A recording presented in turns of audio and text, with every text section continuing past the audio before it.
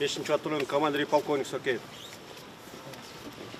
Здание бар. Бұл жерде административный здание, бұл конгресс-холл, бұл жерде ошол баягы делегацияларды кабыл ала турган бардык шарттар менен конференц залда болгон. Парад бирдемелерди көрө бергенде кылыш керек.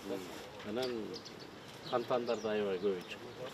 Неме иш-чара өткөндө жабылып турат, анан жөн турганда ачылып иштейт. Армашкеттеги Арты жакта. Марты созунат бойдой. Арты мындай болот, артында площадьтан кирип. Муну жолсо сварка менен чечиш керек. Кармап туруп. Ал убакыт